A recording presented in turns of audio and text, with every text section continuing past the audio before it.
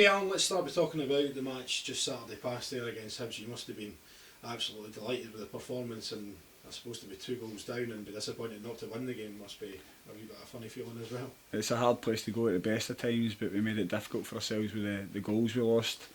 Put ourselves under pressure, but the boys responded really well, and it was great to show the comeback they did and the spirit they showed, and obviously the quality and get the goals. To go to a place like Easter Road and to play against a team with Hibs who have got, numerous quality players and they're top of the league by 7 points or what have you, to go there and dominate, particularly the second half, must be really pleasing as well. I thought some of the football second half was outstanding, created a lot of good chances, and we were disappointed not to win the game at the end of it.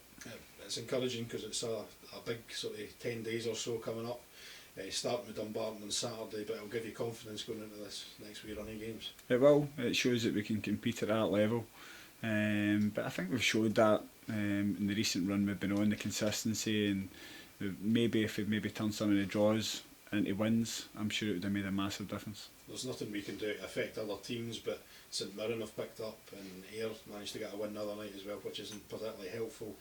But I guess we just need to concentrate on our own game. Just focus on ourselves, one game at a time. I know we've got a lot of games coming up against teams that are close to us as well, but just one game at a time, make sure we get the 3 points. It's going to be a hard game. Dumbarton are much improved for the team. We played them earlier in the season.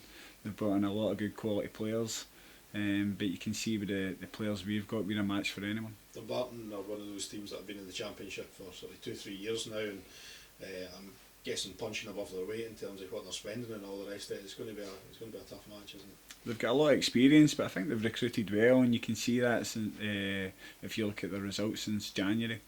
They've improved a lot. They've scored a lot of goals, so we're going to have to make sure we're at our best. If our front four play like what they did in the second half on Saturday, we should be winning the match with a lot of confidence. So. It will, and we'll need everybody. We need the full squad over the next couple of weeks because we've got a lot of games coming up. We want to make sure that we go on a run and start catching the teams up above us as well. In terms of injuries, how are we looking ahead of the weekend? Lewis Martin looks as though he's going to be struggling. Ryan Williamson's out just now, and obviously Ben.